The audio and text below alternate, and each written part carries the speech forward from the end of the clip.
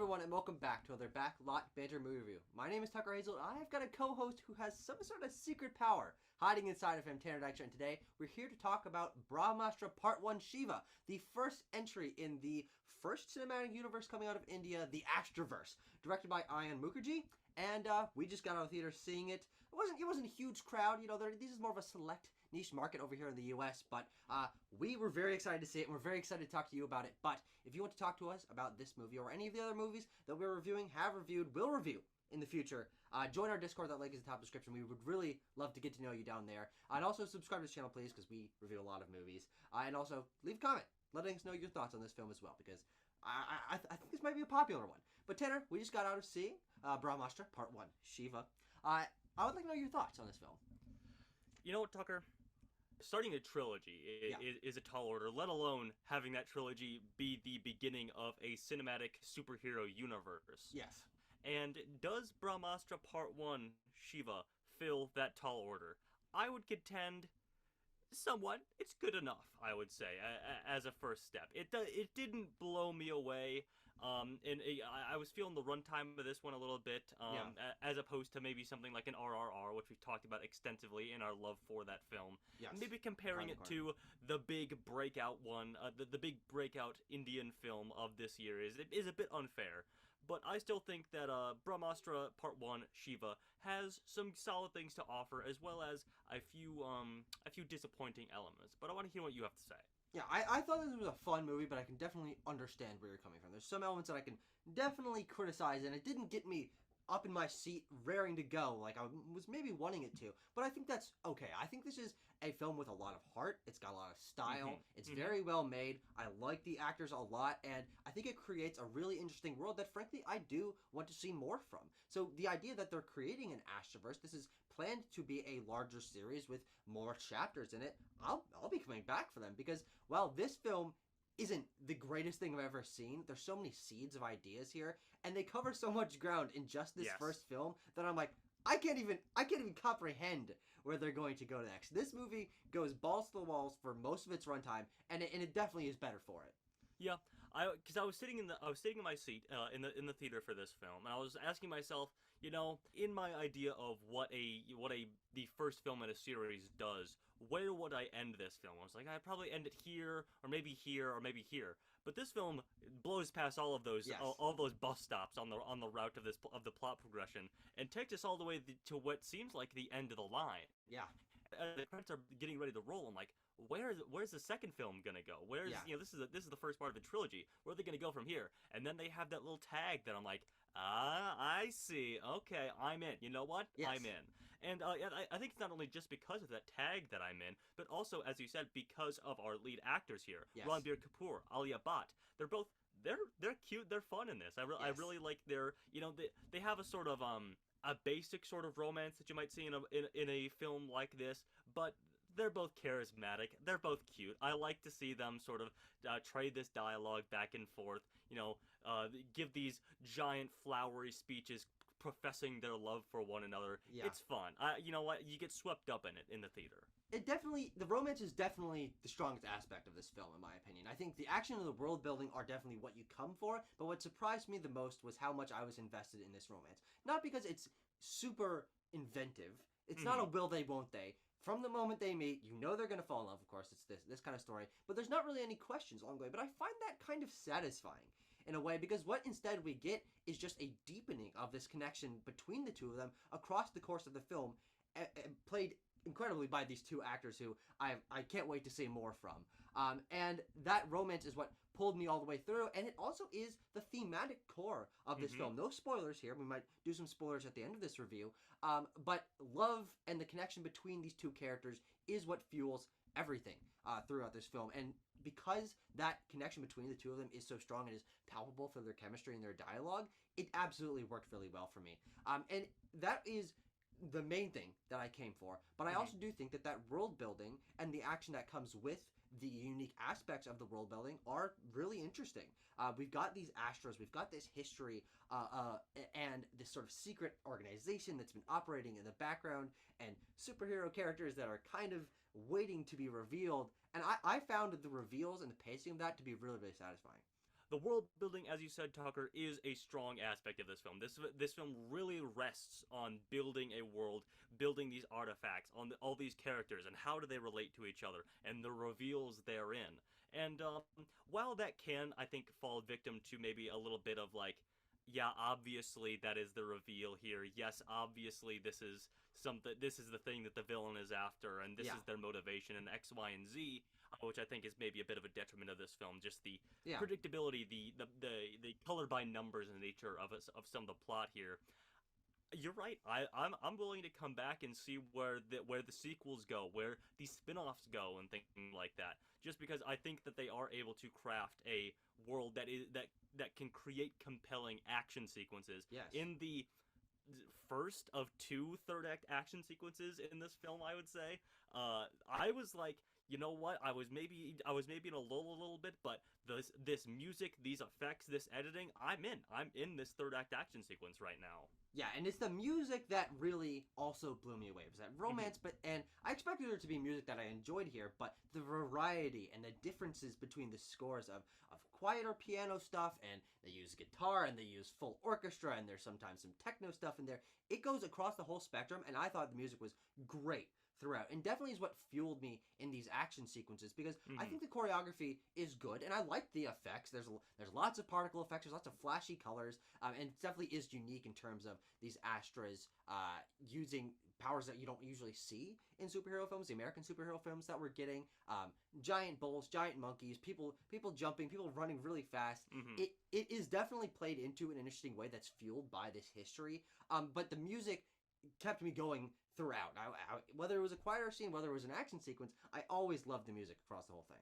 Yeah, I would agree. Yes. I mean, even the powers and stuff like that. I looked up the budget for this. I believe it's $50 million US dollars, which is very small for like a big budget superhero film, at least by American Hollywood standards. An almost 3 hour long big budget superhero film. And even with that budget and this length, you don't really feel that budget. There's some green screen things. There's a few rubbery people effects where, of course, a human's not going to do that. But with $50 million, they absolutely made the best of what they had. Yeah, I agree. Is there anything else that you maybe want to talk about before we get into maybe some spoilery things? So I don't want to give away too much of the plot here. Yeah, the one thing I do want to say, and I think is my biggest criticism with this film, is that the editing is sometimes weird and it can kill the pacing occasionally. Our main character, Shiva, has a lot of flashbacks. He's got a lot of visions, and he's always convulsing and seeing things, and there's lots of repeated shots. We're always flashing back to, remember when this happened. If they're referencing something, then we'll go into a little montage, making sure we're up to speed in this moment. We know who's this and what this object is, and because of that, it felt like we were dragging out the runtime a little bit just to repeat things and nail home some things that are important to the plot and the characters, but because we saw them so many times, I kind of got bored of it.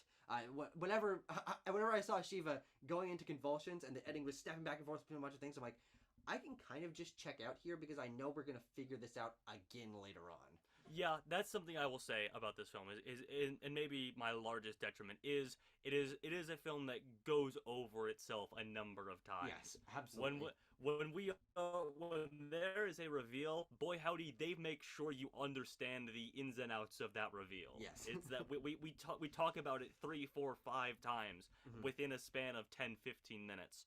And we see flashbacks. We see repeated shots and repeated flashbacks multiple times. Yeah. It is a film that makes sure it knows that you understand its plot. Yes.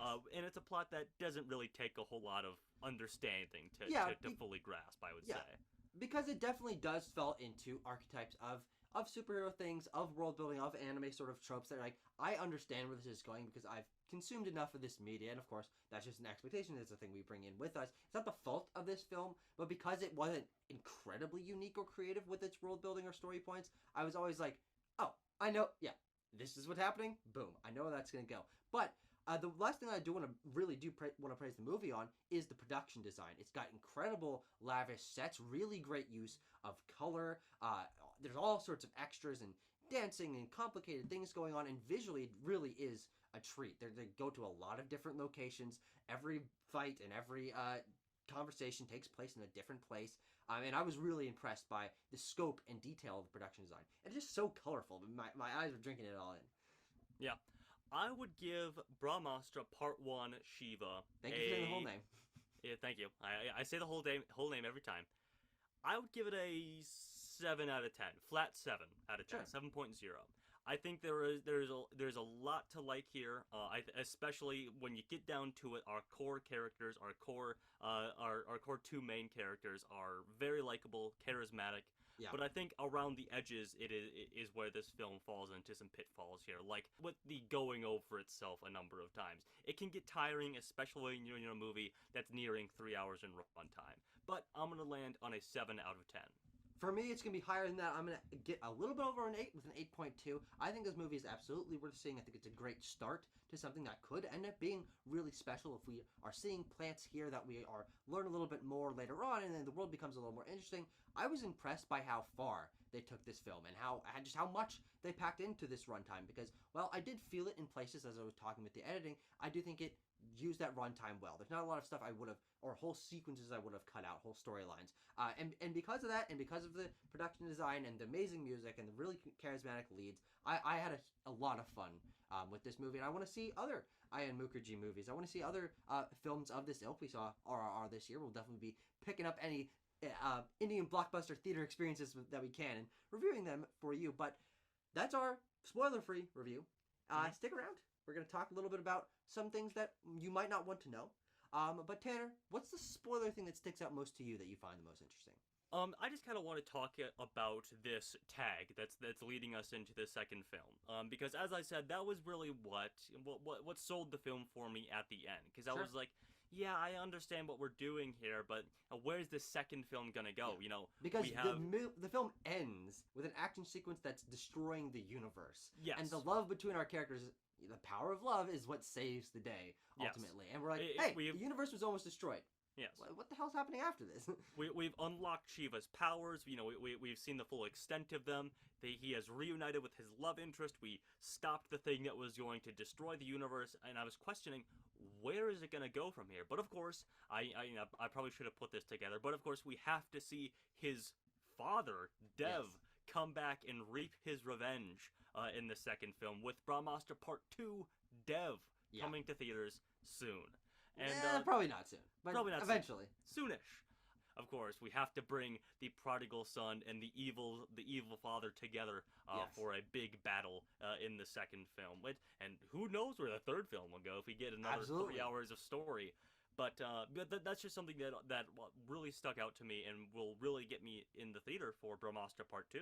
Yeah, and I think that is also an exciting prospect because the villains that we got here were not that interesting. No. We had 3 villains that were named by another character, and then everyone kept referring to them by these names, so that doesn't make a lot of sense on face value. But Scarlet Witch and her 2 lackeys. It's true. Yes. But they weren't very compelling, but I do think that the interpersonal relationship and the similarities between Dev and Shiva, and also seeing Dev as the Brahm Dev, like controlling all the Astras, being the Brahmastra, that'll be really interesting to see. Who knows how that's going to be with the powers. I'm sure that Shiva has other powers that he can unlock later on. And I definitely am excited for that. Yeah, if I can throw out a prediction for Brahmastra Part 2, I believe that Janoon, our Scarlet Witch-esque character, is probably going to turn out to be related to Shiva. Oh, yeah. It's probably his sister, and that's why she can use the water powers as well as the fire powers. And I assume that Shiva will have that same ability as well, but only time will tell, of course. Yes. And the other thing that I sort of is the pro and con of this movie is that we get that intermission break and we come back to learn more about this sort of group of peculiar children. They're like the X-Men, they're like Miss Peregrine's Home for Peculiar Children. Yeah, these kids that have Astras, they're literally called the Avengers, which is funny. And they're fine, and I like the idea that before what we would usually see as a character's origin story, training their powers with the Master, we got a whole adventure. We got a whole movie's worth of adventure before this. And it sort of proves that Shiva is more than just his powers, and he's not even really using his powers that much in that first part of the film. And I like that conceptually, that this guy is capable, he has had these adventures, and now he's learning to unlock his powers. And I think that gave me sort of a refresh point in the middle, and it fleshed out the world a little more. But none of these side characters were really fleshed out, and the way that they played into that final act felt a little bit too simple for me because I didn't know too much about them and I didn't really care about their dynamic too much. One of them died. It's true. It's true. The child one died. Yeah, exactly. Jesus Christ. But that's a pro and a con for me. I think ultimately it is fine because I don't really care if the side characters are weak as long as I'm really invested in our core cast, which I absolutely was. But just the concept that we're learning about this over halfway through the film was definitely kind of interesting. Yeah, one of the more unique parts of the story in the film. I wouldn't bemoan our Avengers team being under characterized too much because you could the same can be said of the side characters in RRR as well. No, absolutely. And we'll see how the Astroverse builds itself out. If these are supposed to be characters that we care about, or if the Astroverse characters will be different characters that we've yet to meet. And I would hopefully lean towards the latter, considering the characterization or lack thereof of the Avengers team in this. Yeah. But that about does it for me on Brahmastra Part 1, Shiva. Yep, I'm done as well, and thank you very much for joining me, Tanner. Shake hands, we did it. We reviewed another movie. Congratulations. Yes. And thank you, congratulations for sticking around to the end if you did. I hope you enjoyed the film, hope you enjoyed listening to us talk about this movie, and you want to listen to us talk about more movies, plenty of reviews. Just click on our channel, hit your scroll wheel as far as you can go, and you'll find a review, probably. Yeah, for sure. Other than that, thanks for watching. We'll see you next time. Amitabh Bachchan and Ayan Mukherjee. Bachchan. That's what I said, didn't I? Did I say Bachchan? It's more of a Bachchan. Amitabh Bachchan. Yeah. According to this fucking Google mouth that speaks. The Google mouth that speaks. Yes. God, Tucker, I would do unspeakable things to the Google mouth that speaks. Jesus Christ. I didn't need to hear that. And with that, let's start the video. No, let's record. Brings me an